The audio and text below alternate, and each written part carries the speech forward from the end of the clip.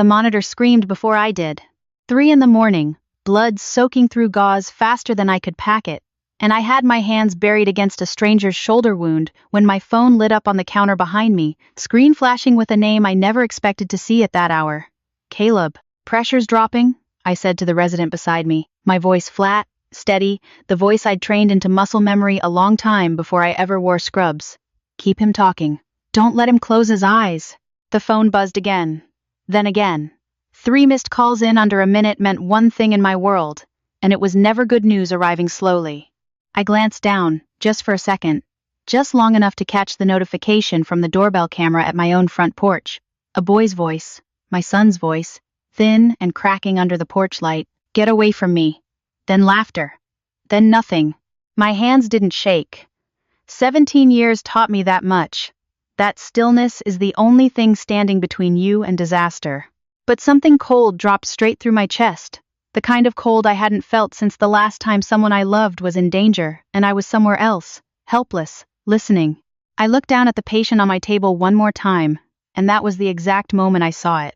Stitched into the collar of his jacket, small, easy to miss unless you already knew to look. Veil Foundation. My hands kept working.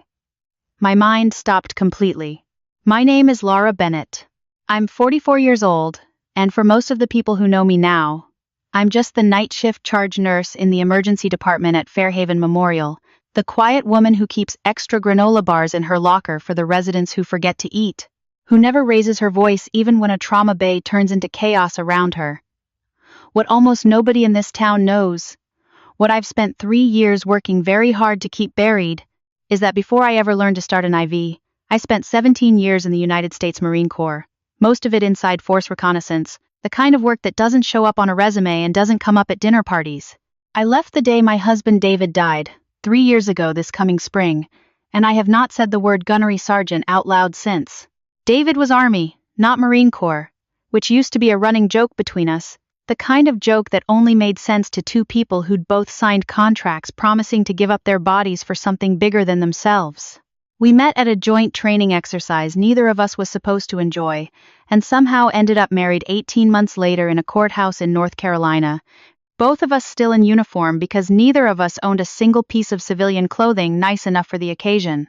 He used to say that marrying a Marine was the only decision in his career that never once got second-guessed by a commanding officer, and I used to tell him that was because no commanding officer alive was foolish enough to argue with either one of us for very long.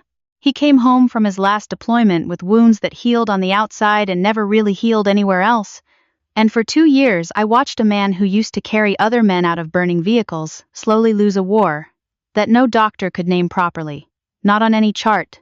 Not in any diagnosis code, just a slow erosion that took his sleep first, then his patience, then finally, the part of him that used to laugh loudest at his own bad jokes. I learned more about pain management sitting at our kitchen table with him than I ever learned in any classroom later on. How to read the difference between the day he needed silence and the day he needed someone simply to sit close enough that he could feel another person breathing in the same room. When he died, I didn't just lose my husband. I lost the reason I'd been able to justify everything I'd given up to serve, every deployment that stole a birthday, every night I wasn't there for Caleb's first steps, because I was somewhere on the other side of the planet doing work. I was never allowed to describe to anyone I loved. So I put in my papers, I moved my son and myself to a quiet town outside the city, and I became a nurse instead of a warrior, because I decided the only meaningful way to keep fighting was to stop other people from becoming what David became, one shift, one patient, one steady set of hands at a time.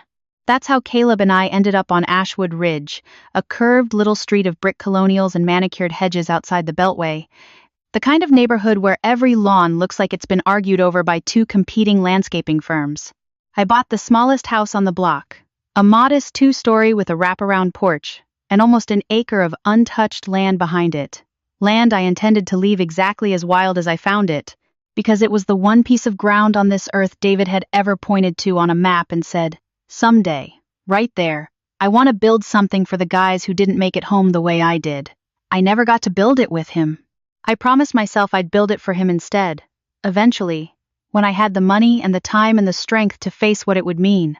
The house next door to ours belonged to Marcus Vale, a venture capitalist whose name showed up in business magazines more often than most people's names show up in their own family photo albums. He drove a matte black Range Rover that idled in his circular driveway, a beat too long every morning, the kind of small performance that told you exactly how much he wanted to be noticed even when he pretended not to care. His son, Tyler, was 23, home from a business school he'd quietly dropped out of, and deep into what his social media bio called his fight journey, amateur mixed martial arts, sponsored gear, and a following that had crossed 200,000 people who watched him spar in a private gym his father had built onto the back of their already enormous house. I noticed Tyler before he noticed me. That's usually how it works with men like him. They're so busy being watched that they forget to watch back. He revved his dirt bike at 6 in the morning 3 days running before I ever said a word about it. He parked his truck sideways across the end of our shared cul-de-sac, blocking half the street, because apparently asphalt belonged to whoever felt entitled enough to claim it first. I watched him once from my porch as he shoved a delivery driver's cart out of his path simply because it had been in his way for 4 seconds too long, and nobody on that street said a single thing about it, because that's the particular silence that money buys in places like Ashwood Ridge. Everyone is polite, right up until politeness might cost them something. I started running every morning at 5:30, before the sun cleared the tree line, because that hour still belonged to me and nobody else. Old habit from a different life. 5:30 used to be late. Tyler caught me jogging past his driveway one morning in a faded gray shirt, and he said something to a friend loud enough that he clearly wanted me to hear it. She doesn't even look like she could survive one round. His friend laughed. I didn't break stride, and I didn't turn my head, because there is a very particular kind of restraint you learn in this life, the kind that has nothing to do with fear and everything to do with knowing exactly what you're capable of and choosing, deliberately, not to prove it to strangers. I want to be honest about something, because it matters to the rest of what happened. Part of me understood Tyler long before I ever understood Marcus. I had met plenty of young men like him over the years, before the Corps got hold of them and reshaped what they thought strength actually meant. Boys raised on money and mirrors who confuse aggression with confidence because nobody ever bothered teaching them the difference between the two. In another life, under different discipline, Tyler might have made a decent Marine. He had the aggression. He simply never had anyone willing to hand him the humility that usually comes packaged alongside it, and his father certainly wasn't the man who was ever going to teach it to him.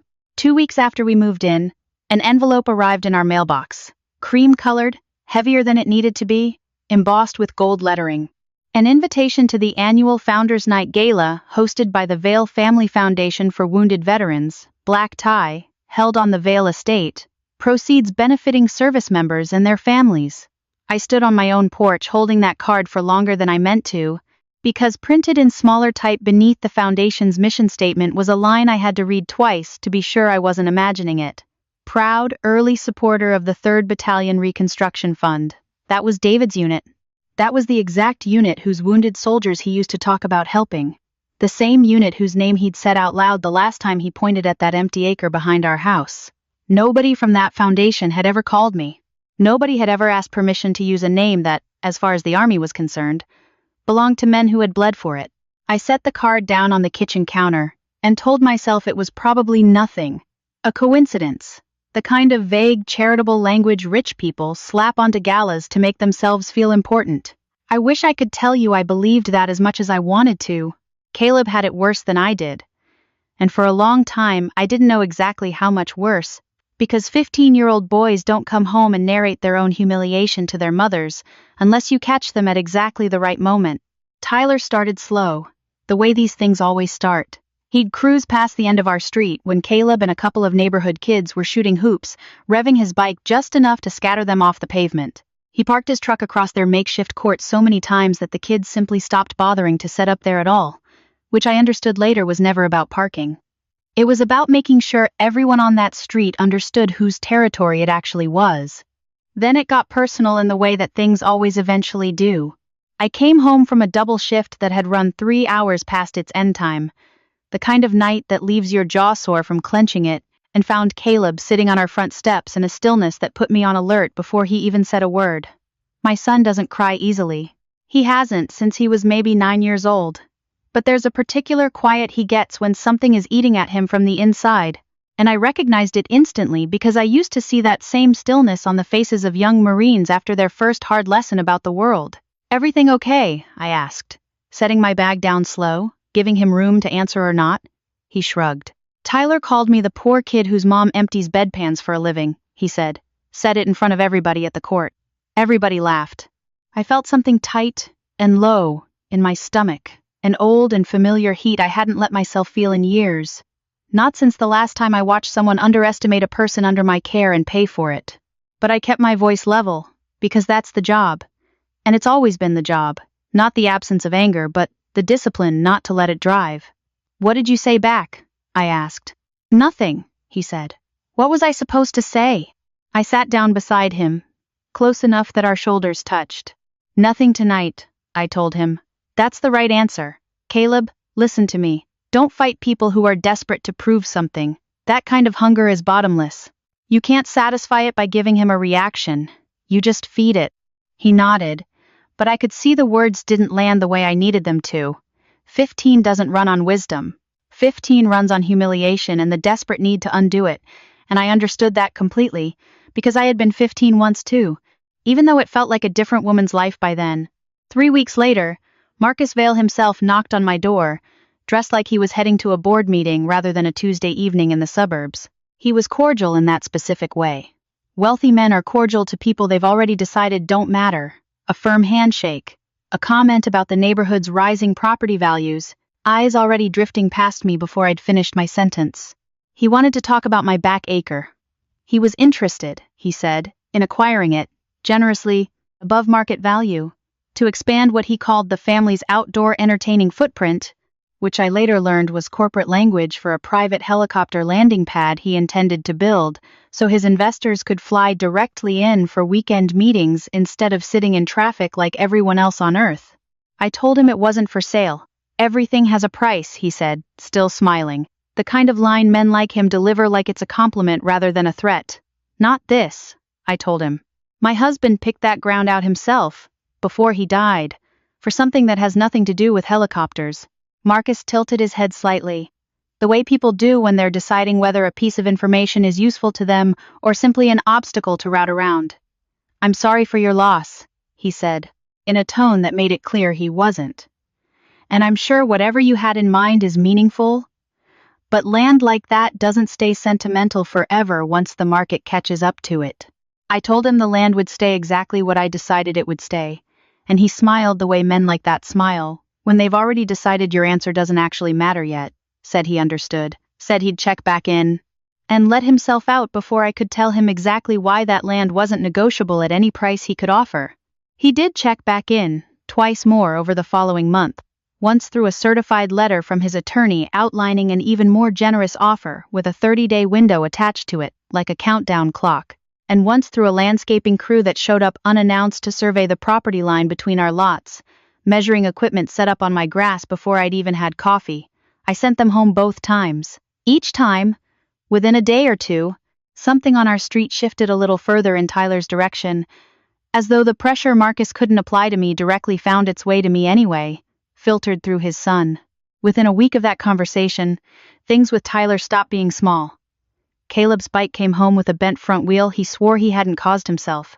A video appeared online of Tyler doing an impression of what he called suburban nurse boy, using Caleb's actual voice pulled from some earlier recording, cut together to make my son sound pathetic in front of 200,000 strangers. I called the local police non-emergency line, and an officer arrived within the hour, notepad out, polite enough on the surface. I walked him through it, the bike, the video, the pattern of it, keeping my voice level the way I'd learned to brief a room that didn't want to hear bad news. He nodded along, wrote a few lines, then looked up at me with an expression I recognized instantly, the specific practice sympathy of someone about to tell you nothing is going to happen. "These things are tough to prove between kids, ma'am," he said. "Boys rib each other. Unless you've got something showing actual contact. My hands are kind of tied here." I asked him whether he was planning to at least speak with the Vale family, get their side, note it in case a pattern continued. He said he'd make a note of it, and I watched him write something brief in a small notebook, and then glance, almost involuntarily, toward the Vale's enormous house at the end of the cul-de-sac. The kind of glance that told me everything about which family he already understood himself to be working for in this neighborhood, whether anyone had said so directly or not. He left without so much as knocking on the Vale's door. I made a decision that night that I now understand was a mistake, not because it was wrong to trust the system, but because I let my own caution cost my son something he needed from me sooner. I told Caleb to keep ignoring it, to keep his head down, to trust that patience would eventually win. I didn't yet understand that patience without protection just looks like abandonment to a boy who is scared and humiliated, and doesn't know his mother used to run toward gunfire for a living. Caleb decided he'd had enough on his own terms 2 days later. I found out what happened only afterward, pieced together from a neighbor's account and the emergency room chart with his own name on it, because my 15-year-old son walked up to Tyler Vale outside the community mailboxes and told him to leave his friends alone, and Tyler, 23 years old and trained to hurt people for a living, shoved him hard enough into the mailbox stand that Caleb's head hit metal, and he ended up in my own emergency department with 4 stitches above his eyebrow and a mild concussion diagnosis that took my hands roughly the same amount of steadiness to accept as it takes to hold them still while a stranger bleeds under your fingers. I stood in the hallway outside his bay after my colleague finished the sutures, and I understood with a clarity that felt almost peaceful that the version of me who kept quiet to keep the peace had just run completely out of road. "I'm not sorry," Caleb told me later that night, voice small but not backing down. "I'm not sorry I said something, even if it went bad." I sat on the edge of his bed and looked at this boy, who somehow, without ever being told a single story about who his mother used to be, had inherited exactly the kind of stubborn courage that got people killed and also got people saved. "Good," I told him. "Never apologize for standing up for someone, but you don't have to stand alone anymore. That part's over." He was quiet for a while, picking at the edge of the bandage above his eyebrow. "Why do you always say stuff like that?" he asked eventually. "Like you actually know what you're talking about, not just mom stuff." I sat with the question longer than I probably needed to, because for 3 years I had built an entire quiet life around not answering it directly. "Because I do know," I told him finally. "There's a lot about me you don't know yet, Caleb. Not because I don't trust you, but because some of it isn't easy to put into words that make sense outside of where I learned them. Someday, I'll tell you all of it. Tonight, just know that when I tell you to trust me, it isn't a guess." He looked at me for a long moment, something shifting behind his eyes that wasn't quite understanding yet, but wasn't doubt either. "Okay," he said quietly. "I trust you." I stayed until he fell asleep, the porch light outside his window throwing a thin gold line across the ceiling, and I sat there thinking about how much of David lived in that boy's stubbornness, and how much longer I could keep protecting him with silence instead of the truth. The Founders' Night Gala arrived 2 weeks later, and I almost didn't go. I told myself I had every reason to stay home, a long week of overnight shifts behind me, a son who still flinched slightly at loud voices since the mailbox incident, absolutely no desire to spend an evening watching Marcus Vale, except applause for generosity. I now suspected was mostly theater, but something in me, some old instinct that had never actually gone quiet no matter how many years of civilian life I layered over it, told me I needed to be in that room, needed to hear whatever Marcus was going to say about veterans and sacrifice with my own ears, needed to watch his face while he said it. Caleb asked to come with me, insisted actually, said he wasn't going to let Tyler think he'd scared either of us off, and something about the set of his jaw when he said it reminded me so completely of his father that I didn't have the heart to argue. I had every reason not to. But something in me, some old instinct, that had never actually gone quiet no matter how many years of civilian life I layered over it, told me I needed to be in that room, needed to hear whatever Marcus Vale was going to say about veterans and sacrifice with my own ears, needed to watch his face while he said it. I wore the one black dress I still owned from another life, pulled my hair back the way I used to before inspections, and walked with Caleb into a house so large it had its own weather system, string lights strung across a lawn the size of a public park, a jazz trio playing near a fountain, and at least 300 people holding champagne glasses under a tent that probably cost more than my annual salary. Marcus took the small stage around 8, thanked his guests, thanked his donors, and then, standing in front of a screen displaying photographs of soldiers I did not recognize, announced that this year's foundation had raised, quote, north of $4 million for wounded service members and their families. He talked about legacy, about the debt this country owed to the men and women who wore the uniform, about how proud his family was to carry forward what he called a founding partnership with the 3rd Battalion Reconstruction Fund, the exact language printed on my invitation, spoken now out loud in front of 300 people holding champagne glasses. The number sat wrong in my chest the second I heard it, because I had, months earlier, spoken quietly with a chaplain who still worked with David's old unit, and the actual support that unit had received over the past 2 years amounted to a fraction of that figure, delivered inconsistently, always slightly smaller than promised, always accompanied by an apology about administrative delays. I stood near the back of the tent with my water glass sweating in my hand, watching Marcus bask in applause that felt, suddenly, like it was being generated under false pretenses, and I found myself doing the kind of math I used to do reflexively during a briefing, comparing a stated figure against what I actually knew to be true on the ground, feeling the gap between them widen the longer he spoke. I filed the thought away, the way I used to file away anything that didn't add up, not proof of anything yet, just a thread pulled loose enough to notice, the same instinct that used to keep me alive long before it ever kept me curious. That's when Tyler found me near the drink table. He'd had enough to drink that his usual performance had lost most of its polish, and gained something meaner underneath it. "Anybody here think they can beat me?" He called out to the crowd, arms spread. That same lazy grin stretched across his face. "Come on, anybody!" Nobody answered. A few uncomfortable laughs, somebody's father shaking his head and turning back toward the bar. That silence seemed to bother him more than an actual challenge would have, and I felt at the exact moment his eyes landed on me. "What about you, Nurse Bennett?" he said, loud enough for the whole tent to hear. "You always look so calm, so sure of yourself. I bet you think you could take me." I didn't answer. I took a sip of my water. He crossed the lawn toward me, unzipped a gym bag he had apparently brought for exactly this moment, and dropped a pair of gloves at my feet.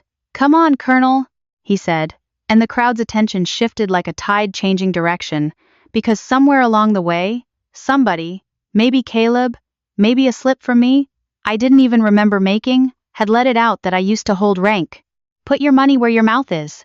I looked down at those gloves, then back up at him, and I asked the only question that mattered. "Are you sure?" Something flickered across his face, half a second of hesitation quickly buried under bravado. "Scared," he said. Louder now, playing to the phones already rising around us. I reached up and unclasped my watch, handed it without a word to a woman standing near me who took it with wide eyes, walked over to where Caleb stood. "Stay right there," I told him, quiet enough that it was just between us.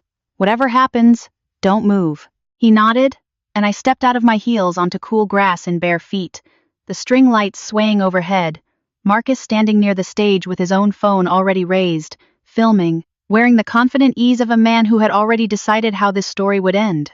Tyler came at me exactly the way I expected, closing distance fast, a looping right hand built more for a highlight reel than for actually landing clean on someone who knew what she was doing.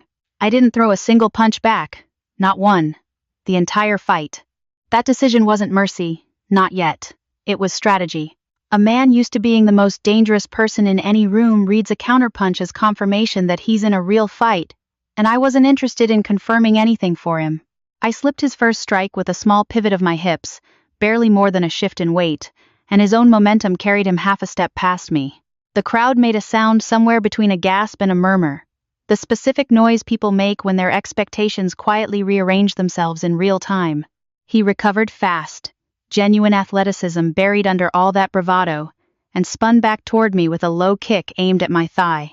I stepped inside it instead of away, closing the exact distance he needed to control, caught his extended arm, and used his own forward momentum against him, in a simple arm drag, old as grappling itself, effective only if your timing is exact, and 17 years had given me nothing if not exact timing.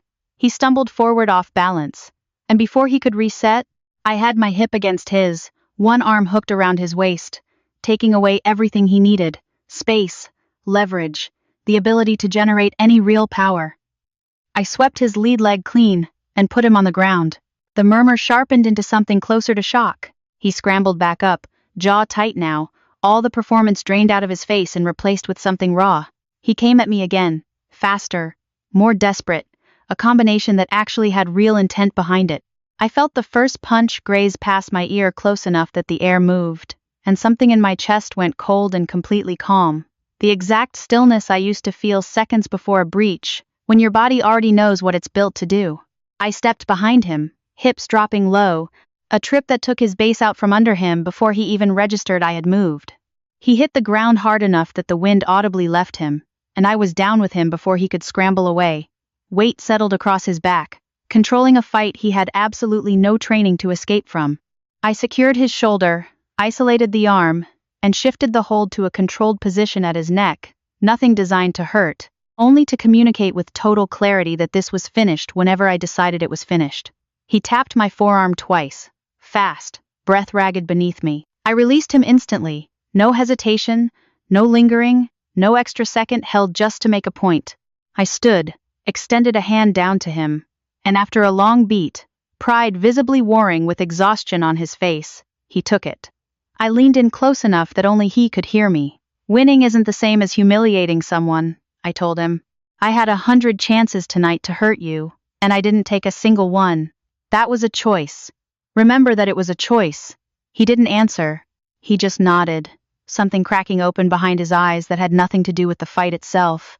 Behind us, Marcus's voice cut through the stunned quiet of his own lawn, sharp with fury, already dialing his phone. That's assault. He was shouting to no one and everyone at once. Somebody call the police. She attacked my son on my own property. I didn't turn around right away. When I finally did, I looked at him standing there in his $3,000 suit and I said the only thing I had energy left to say. Check your own numbers before you call anyone, Marcus. $4 million is a big round figure for a fund that barely covers a fraction of what one battalion actually needs. I don't know exactly why I said it in that moment, in front of that many witnesses, except that 17 years of training tells you that the moment your opponent is already off balance is the moment you press, not to humiliate him further, but because you may never get a cleaner opening. His face didn't crack the way Tyler's had.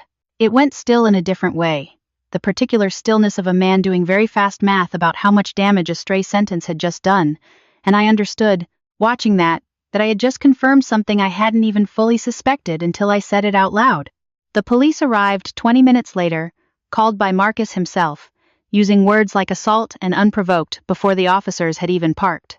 I stood near the fountain with Caleb, arms loosely crossed, because I've learned that the worst thing you can do in a moment like that is act like you have something to hide. Enough phones had captured the entire exchange, from the moment the gloves hit the grass to Tyler's own voice daring anyone in the crowd, that within 20 minutes of review, the responding officer, a heavy-set man with tired, kind eyes, pulled me aside and said quietly that no charges would be filed tonight, and that for what it was worth, that was about as clean as he'd ever seen someone handle a situation like that.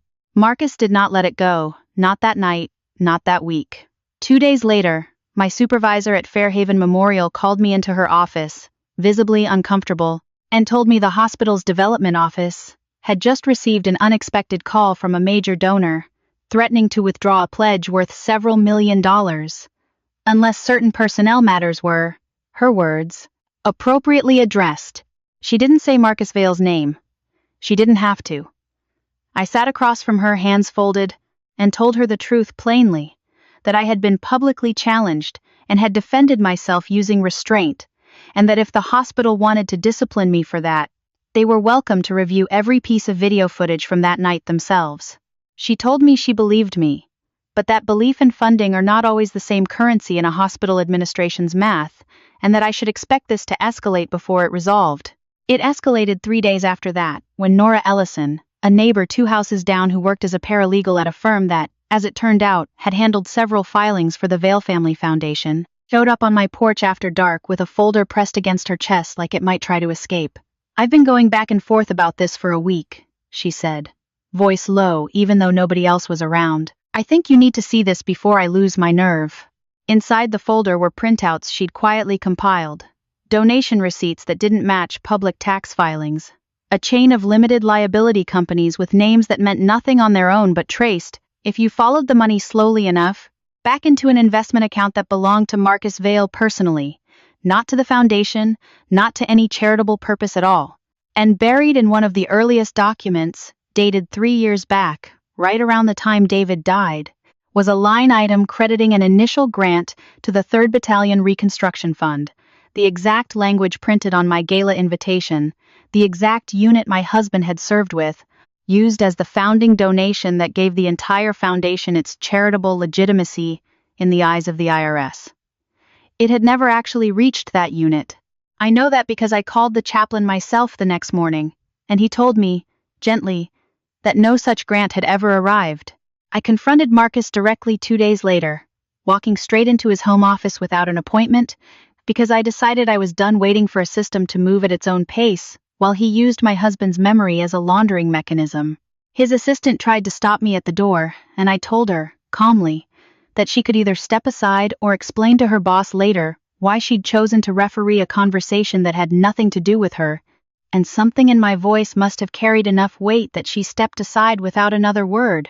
He sat behind a desk of dark polished wood, looked up from his laptop with mild irritation rather than surprise, as though he'd been expecting this visit for longer than I had. I laid the folder in front of him, open to the page listing the shell companies and the founding grant that never arrived. You used my husband's unit to build credibility for this foundation, I said. Men who never came home get their names used to launder money into your personal accounts. I want to hear you explain that to me directly, right now, before I decide what I do with this information. He glanced down at the folder without picking it up, the kind of glance that told me he already knew every document in it by heart. He didn't deny a single detail. You have to understand something about how this works, he said instead, leaning back in his chair with the unbothered patience of a man who has talked his way out of worse rooms than this one. People like me don't get touched by paperwork. I sit on boards. I fund campaigns. I've had dinner with 2 sitting judges in this county this year alone. Whatever you think you understand about influence out here is, respectfully, several years out of date. I want that acre behind your house, he added, almost as an afterthought, sliding a business card across the desk toward me, as though the entire conversation had simply been a negotiating tactic on my part. And I think you're about to discover that fighting me costs a great deal more than you're currently willing to pay. I picked the folder back up, left the card exactly where it lay, and told him the only thing I had left to say. You're right that I don't have judges over for dinner, Marcus, but I've spent 17 years learning how to find the one weak point in a structure everybody else assumed was solid. You just showed me yours. He was right about the cost, at least at first. Nora was fired from her firm within a week, officially for a vague violation of client confidentiality. Unofficially, everyone understood, because a partner at that firm sat on the board of one of Marcus's investment funds. She showed up at my door the evening it happened, still in her work clothes, mascara smudged from crying in her car before she'd worked up the nerve to knock. I keep telling myself I did the right thing, she said, sitting at my kitchen table with a mug of coffee going cold in front of her. But I've got a car payment and a mortgage and no idea how I explain a termination like this to the next firm that interviews me. I sat across from her and didn't offer her false comfort, because she deserved better than that. You did do the right thing, I told her. That doesn't mean it won't cost you something real. I'm not going to pretend otherwise. But I also promised her, and meant it, that whatever happened next, she wasn't going to carry the financial weight of this alone, that I'd help however I could, and that a woman brave enough to hand a folder like that to a neighbor deserved to land somewhere better than the firm that had just proven exactly what kind of clients it was willing to protect. My hospital administrator called me in again a few days later, this time with an actual formal warning in writing, citing conduct unbecoming, language borrowed almost word for word from Marcus's own complaint letter, threatening my position directly if any further incidents occurred. Laura, she said, not unkindly, I believe every word you've told me, but the board answers to donors, and donors answer to their own reputations, and right now those 2 things are pointing in a direction that isn't good for you, whether that's fair or not. I sat in my car in the hospital parking lot that night longer than I want to admit, staring at a warning letter that could end the only career I'd built for myself since David died. Engine off, hands resting on the steering wheel exactly the way they used to rest before a mission briefing. Still, deliberate, refusing to shake even when everything underneath them wanted to. I understood, the way you understand certain things only in the quiet after a door closes, that I was going to have to choose between staying safely invisible and finishing what I had accidentally started on that lawn, and that there was no version of the rest of my life I could live with that didn't involve finishing it. I chose to finish it, and I want to be honest that the choice wasn't purely brave. It was necessary, because the alternative was letting a man use my dead husband's sacrifice to fund his own lifestyle. While my son watched his father's name get erased into a line on a spreadsheet, I filed a formal complaint with the State Charitable Oversight Board myself, attaching Nora's documentation and my own statement, and I reached out to the same chaplain from David's unit, who agreed, reluctantly and carefully, to speak on the record about the grant that had never actually arrived. The public hearing happened 5 weeks later in a municipal building that smelled like old carpet and coffee left too long on a burner. 3 board members seated behind a long table, Marcus arriving with 2 attorneys in suits sharper than anything else in that room. Nora sat beside me in the second row, her own folder of evidence resting on her knees, her hands a little tighter around it than she probably realized. His lead attorney opened by suggesting, calmly and with practiced confidence, that this entire complaint originated from a personal vendetta following a physical altercation between our sons, and that Mrs. Bennett's credibility should be weighed accordingly. Given her, quote, documented history of violence at a private social event, he played a short clip from the Gala footage, carefully edited to begin at the exact moment I stepped toward Tyler and end well before the moment he tapped out, framing 30 seconds out of 2 full minutes, in a way that made me look like the aggressor to anyone who hadn't seen the whole exchange. It's worth asking, he said, turning toward the board members, whether someone capable of that kind of physical control over another human being should be trusted as an objective witness regarding financial matters. She may simply misunderstand. I felt every board member's eyes shift toward me, and for one long second I understood exactly how easily an entire true story can be reframed into something ugly by someone with better lawyers than you. How a clip trimmed at the right 2 edges can turn 17 years of restraint into 30 seconds of aggression. I stood when it was my turn, and I didn't raise my voice, because that had never been the skill that won anything for me. I told the board plainly that the video they had just watched a fragment of ran 2 full minutes, not 30 seconds, and that I had a complete copy available for their review if they wanted the entire context, rather than a version edited to help a story along. Then I set that aside and laid out the documents in order. The shell companies, the mismatched tax filings, the initial founding grant that had never actually reached the unit it claimed to support. I explained, as plainly as I could, that David Bennett was my husband, that the 3rd Battalion Reconstruction Fund was not an abstract line item to me, but the actual unit that had carried him out of 2 different firefights before the injury that eventually killed him slowly over 2 years, and that the foundation bearing his unit's name in its promotional materials had never once, according to the chaplain who still serves those men today, delivered a fraction of what it publicly claimed. I read the chaplain's written statement into the record myself, my hand steady, my voice level, because that has always been the job, the discipline to hold the line while everything in you wants to shake. When I finished, one of the attorneys immediately moved to have the hearing postponed, arguing the documentation required forensic verification before the board could reasonably act on it, that financial records assembled by, in his words, an interested party with a documented grievance deserved independent scrutiny before any public findings were issued. The board chair looked genuinely torn, glancing between the folder in front of her and Marcus's legal team, and to my genuine dismay, the board agreed, tabling the matter for further review, effectively giving Marcus another month to keep operating exactly as he had been, another month to move money, another month to let this entire complaint quietly lose momentum, the way these things so often do once the initial shock fades and everyone goes back to their regular lives. I left that building that afternoon feeling something closer to defeat than I had felt in years, sitting in my car outside the courthouse with Nora beside me, both of us staring straight ahead at nothing in particular. Maybe he's right, I said quietly. Maybe men like him just don't get touched. Nora shook her head slowly.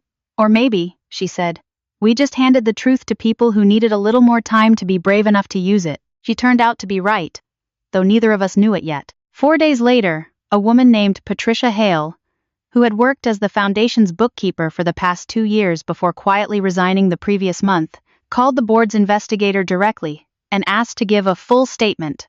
Nora called me the moment she heard, her voice moving too fast, tripping over her own words in a way I'd never heard from her before. Someone came forward, she said, an actual insider, Laura, with real documents, not just paper trails we assembled from the outside.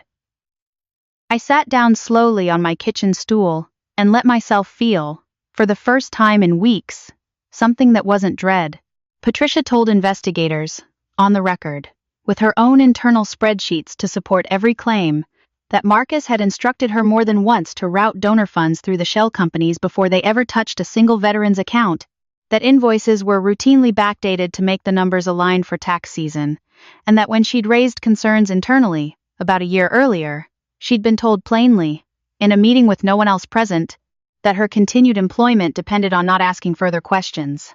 She said she'd stayed quiet out of fear for over a year, mortgage payments and a teenage daughter of her own weighing against every instinct telling her something was deeply wrong, until she saw a photograph online from Founders Night. A woman in bare feet, standing calmly over Tyler Vale, on his own family's lawn, refusing to throw a single punch, even when she clearly could have. Something about that image, she told the investigator, made her finally believe that maybe standing up to powerful men wasn't automatically a losing proposition after all, that restraint and courage weren't opposites the way she'd always assumed. Word moved through Ashwood Ridge the way it always does in a neighborhood like that, quietly at first, then all at once. Neighbors who had spent months pretending not to notice Tyler's behavior started stopping me at the mailbox to ask, carefully, whether the rumors were true. A woman 3 houses down who had once crossed the street rather than make small talk with me left a casserole on my porch with a note that just said thank you for not giving up. I didn't feel like a hero reading it. I felt like someone who had simply refused to stay quiet, past the point where quiet stopped being useful, which is a much smaller thing, but it was mine, and for the first time in a long while it felt like enough. The reopened hearing happened 3 weeks later, and this time Patricia's testimony, combined with the paper trail Nora and I had already built, it was enough for the board to refer the entire matter directly to the State Attorney General's office for a formal fraud investigation. Within a month, federal investigators became involved as well, given that several of the foundation's donors had claimed federal tax deductions against contributions that had never reached any legitimate charitable purpose. Marcus's investment fund froze several of its active accounts pending review. His name, and the foundation's, appeared in a regional business journal under a headline that used the word alleged so many times it practically became its own sentence, but everyone in Ashwood Ridge understood exactly what it meant regardless of the careful legal language. I didn't feel triumphant watching it unfold, and I want to be honest about that too. I felt something quieter and heavier, closer to relief mixed with grief, because none of it brought David back, and none of it undid the year Caleb spent feeling small in his own neighborhood. What it did do was give me back something I hadn't realized I'd lost. A sense that patience, real patience, the kind built on discipline rather than fear, still meant something in this world even when it didn't move as fast as anger wanted it to. Tyler came to my door on a gray Tuesday morning about 6 weeks after the second hearing, alone. No phone in his hand, no audience anywhere in sight, hands shoved deep in his jacket pockets, shoulders drawn in a way I had never once seen on him before. He looked younger than 23 standing there. I wanted to say something before we go, he said, not quite meeting my eyes at first. My dad's selling the house. Lawyers say it's the only way to cover what he owes. I've been thinking about all of it. The fight, the stuff before it too, what I said to Caleb, what I posted online. I should have listened that night on the lawn. You tried to tell me something and I was too busy performing for a camera to actually hear it. I stood in my doorway and looked at this young man for a long moment. This person who had spent months treating our street like his personal stage, now standing there with something genuinely humbled in his posture. Strength isn't measured by who you can beat, I told him. It's measured by who you choose not to hurt, and by whether you're honest enough to admit it later when you got that wrong. You had 100 chances to walk away before it ever got to gloves on the ground, and you didn't take a single one of them until it was already too late to matter. That's the lesson here, not the fight itself. Can I say sorry to Caleb before we go? He asked. I called my son down from his room, and I watched from the kitchen doorway as the two of them stood on our porch.